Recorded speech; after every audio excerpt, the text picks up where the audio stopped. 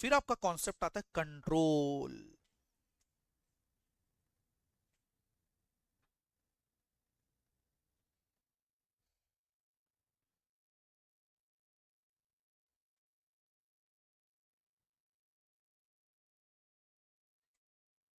Control तभी आएगा only if company is holding company. Company holding company है तभी उसके पास कंट्रोल आएगा।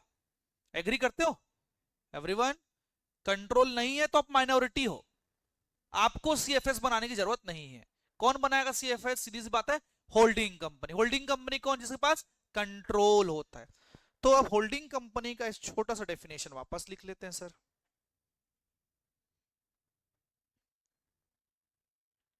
More than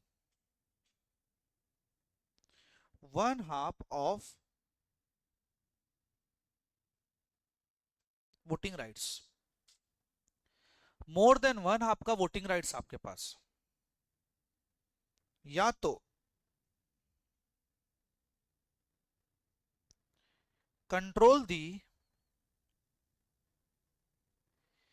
composition of BOD, board of directors. इन दोनों में से कोई भी चीज चाहिए मुझे, तो मैं क्या बन जाऊंगा? Holding company.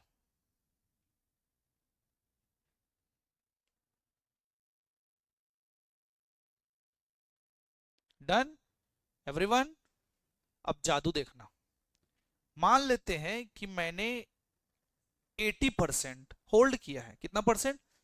मैं वॉलमार्ट हूं, तो मुझे फ्लिपकार्ट के बैलेंस शीट का 80% कंसोलिडेट करना चाहिए कि पूरा करना चाहिए? देखो, अगर मैंने पूरा अगर कंसोलिडेट किया तो 20% तो माइनॉरिटी है, वो तो गलत हो जाएगा यार। मतलब मैं उसके पूरे 100% को लेके आ रहा हूं, इसका मतलब तो ये होता है कि सर सीधी सी बात है, मैं पूरा 100% ओन कर लिया हूं। समझ आया कि नहीं आया? लेकिन अब अकाउंटिंग रीजन सुनना। You have to consolidate 100%। एकदम ध्यान समझना, तुमको 100% कंसोलिडेट करना पड़ेगा, और जितना माइनॉरिटी रहेगा उसे कैलकुलेशन से अलग दिखा के शेयर रिजर्व एंड सरप्लस में दिखाना पड़ेगा।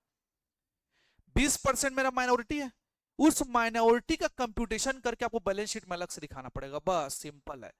चाहे तुम लेस देन 100% ही क्यों ना कंट्रोल करो, 100% कंसोलिडेट करना पड़ेगा। जैसे कि मेरा एसेट 1 लाख का था, सब्सिडरी का 50,000 था, जाके 50,000 को 80% नहीं करना है भैया हम लोग को, 1.5 लाख पूरा आएगा। समझ आए बच्चे लोग एवरीवन? तो लिखते चलेंगे, इफ यस, अगर होल्डिंग कंपनी हो,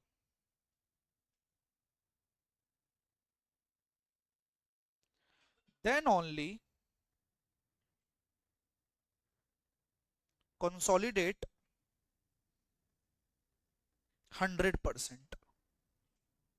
अगर होल्डिंग कंपनी हो तभी कंसोलिडेट करना है, वो भी कितना? 100%, पूरा कंसोलिडेट करना पड़ेगा।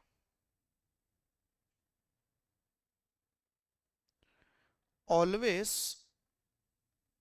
कंसोलिडेट 100%, हमेशा 100% ही आप लोग कंसोलिडेट करते चलना है।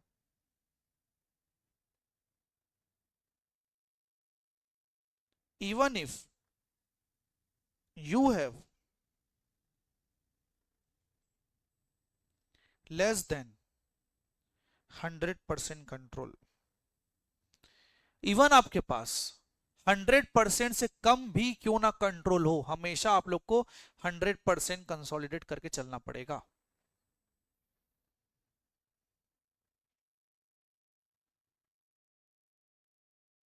समझ पा रहे हो एवरीवन? यस और नो? पानी पियो एक बार, ये वाला। देखो क्या होता है ना कि मैं रिलायंस हूं, मैंने जियो में 80% होल्ड किया, तो जितना भी उसका बैलेंस शीट है ना उसके पूरे आइटम को मर्ज करूंगा मैं। कोई प्रोपोर्शनेट 80% 90% करने की कोई जरूरत नहीं है।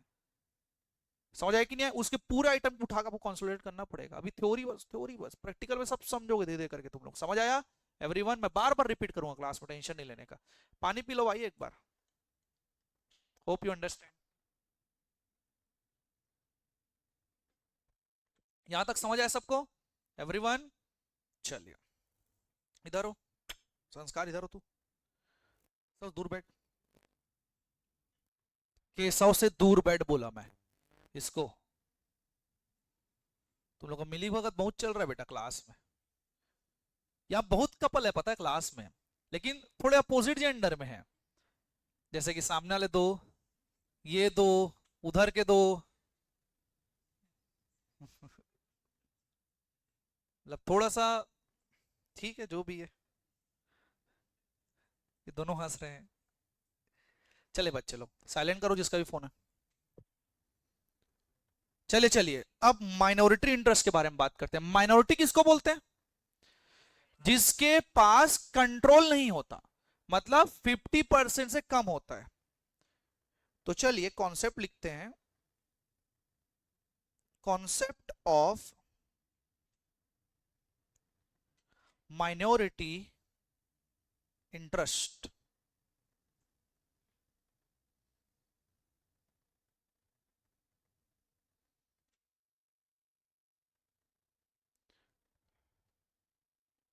जैसे कि एग्जांपल समझते हैं।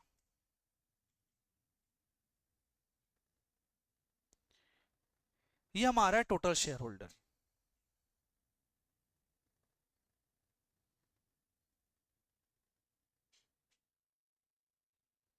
जिसमें से 80% मान लेते हैं कि मैं कंट्रोल करता हूं।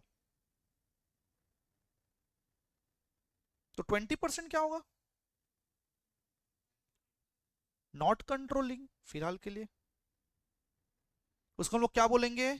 माइनॉरिटी इंटरेस्ट, जिसको माइनॉरिटी बोला जाता है। बनाओ जल्दी। मतलब हम जितना कंट्रोल नहीं करते उसमें भी दिमाग लगाना पड़ेगा।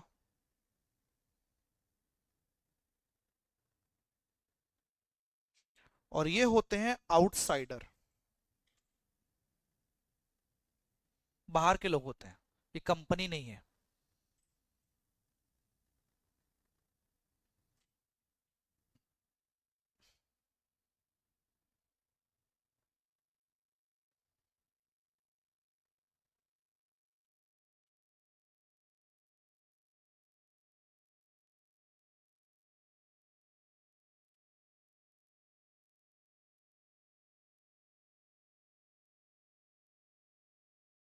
डन बच्चे लोग, एवरीवन? तो इसका मतलब ये होता है,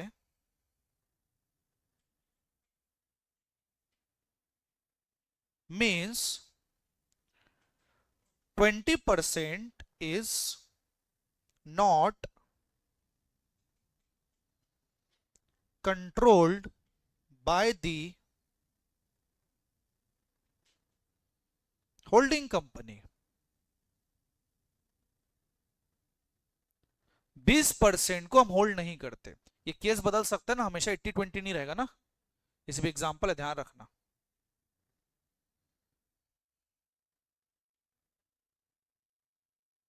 डन बच्चे लोग? अब हम लोग बात करेंगे आपके नेट एसेट पे।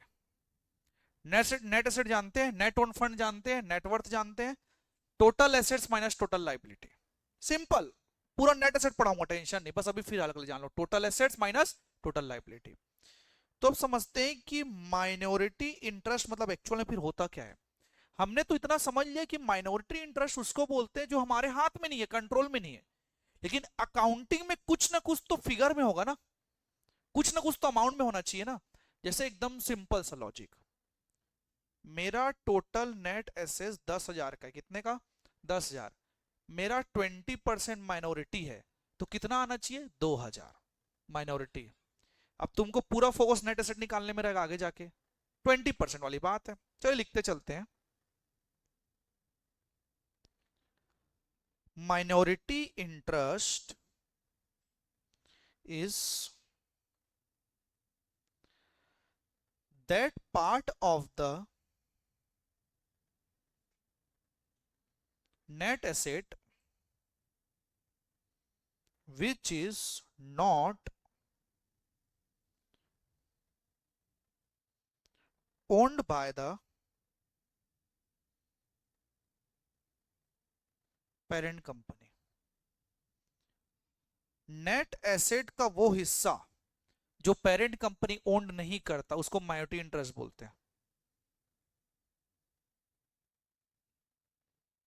समझ आया? लेकिन हमको 100% कंसोलिडेट करना पड़ेगा। क्या करना पड़ेगा? 100% चीजों को कंसोलिडेट करना पड़ेगा। सिर्फ बैलेंस शीट में रिजर्व एंड सरप्लस में जाके माइनॉरिटी अलग से लिखना पड़ेगा। बस समझ आया कि नहीं आया? मतलब एसेट साइड पूरा 10,000, एकदम सिंपल सा। लाइबिलिटी साइड 2,000 लिख दूंगा तो नेट में 8,000 आ जाएगा कि नहीं आएगा? वापस से बोलता हूं, देखो 10,000 का नेट एसेट था, मुझे 2,000 को रिकॉर्ड नहीं करना था, तो कितना रिकॉर्ड करना था? 8,000।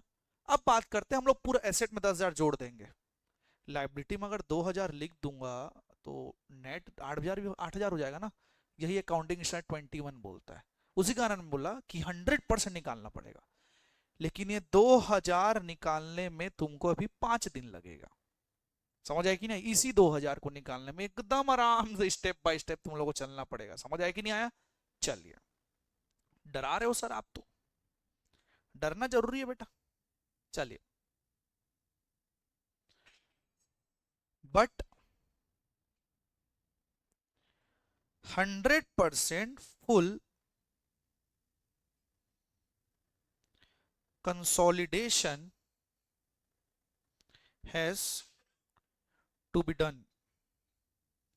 100% कंसोलिडेशन करना पड़ेगा आपको, क्योंकि हमारे पास क्या है? Control. We have control, yes और no? Because we have control, क्योंकि हमारे पास कंट्रोल है।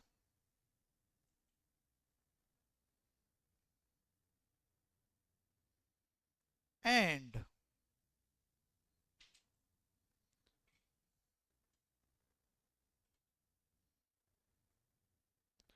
minority interest in the balance sheet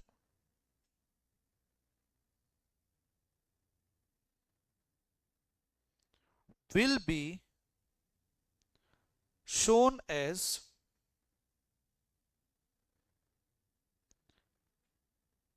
separate from the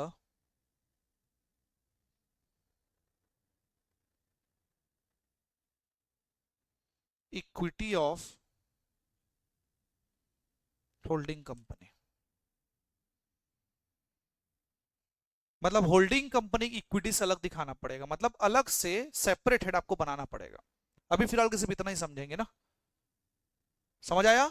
जब प्रैक्टिकल आप लोग लिखोगे तो और बेटर समझोगे। तो सर माइनॉरिटी इंटरेस्ट कैसे निकलेगा? So minority interest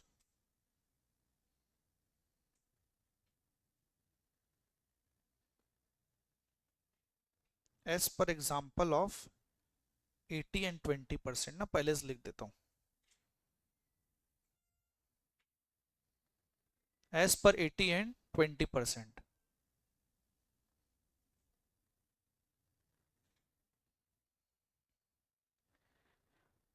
20% of share capital of subsidiary. कल के डेट में अगर वो 40% हुआ तो 40% लिखोगे। हर बार 20 नहीं लिखना ना, मैं पहले ही बता देता हूं। इसी पे एग्जांपल के थ्रू बता रहा हूं। जैसे कि मैं अगर 90% होल्ड करता हूं तो माइनॉरिटी कितना जाएगा? 10%, तो 10% आएगा यहां पास। And plus 20% of reserve and surplus of subsidiary.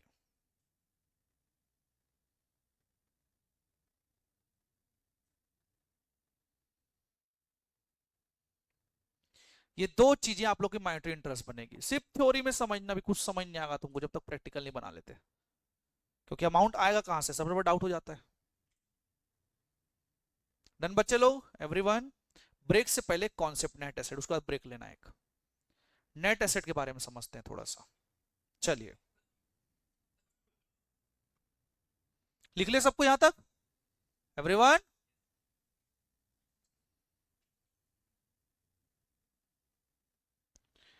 Concept of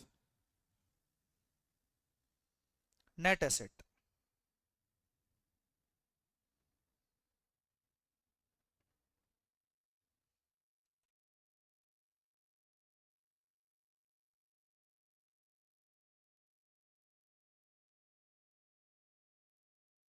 इसका मतलब होता है it is the value of a company, value of the companies asset after deducting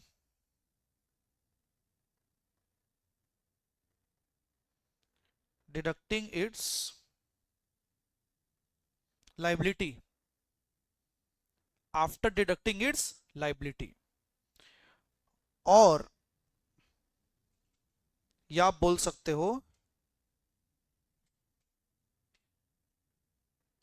equity plus reserve and surplus, दोनों का मतलब सेम ही होता है।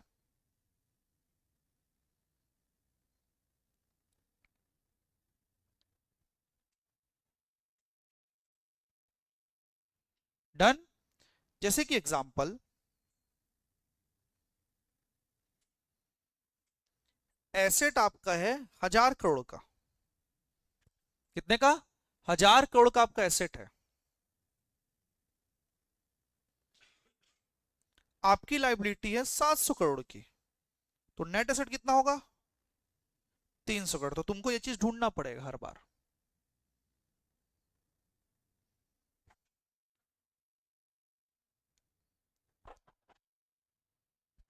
Done done done done done बच्चे लोग, एवरीवन। इसी का थोड़ा सा प्रैक्टिस करते हैं। कैलकुलेटर उठाओ सबके सब।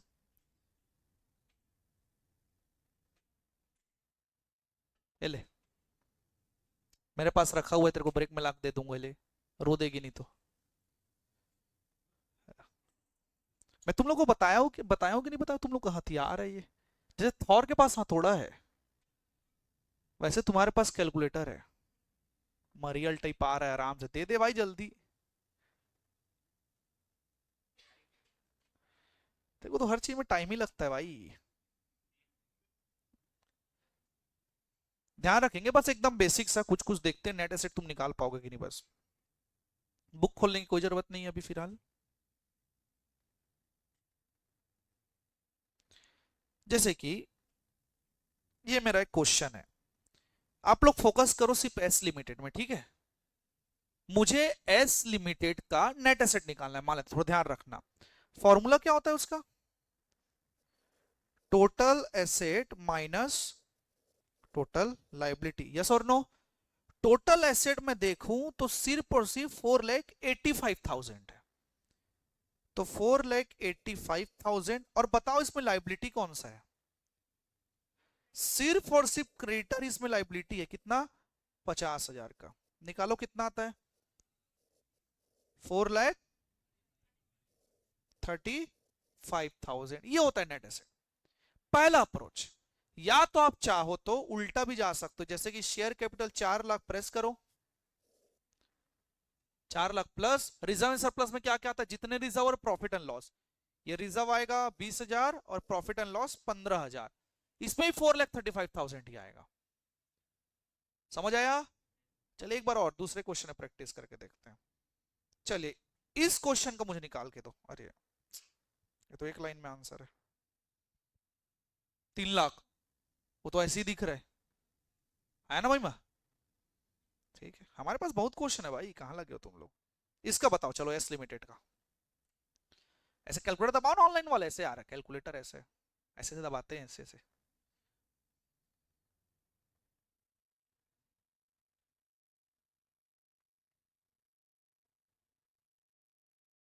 कितना आएगा? 2,80,000। रुचि नहीं समझ आया? टोटल एसेट, ये मेरा शेयर है, ये मेरा रिजर्व एंड सरप्लस है, ये भी रिजर्व एंड सरप्लस है, ये भी रिजर्व एंड सरप्लस है, तो ये क्या है मेरा लाइबिलिटी है, तो माइनस कर दो यार 40,000। कितना आया? 2,80,000। तो हम इसको नेट एसेट बोलते हैं। हर क्वेश्चन में हमको नेट एसेट कंप्यूट करने की जरूरत पड़ेगी। समझ आया बच्चे लोग? एवरीवन, यस और नो?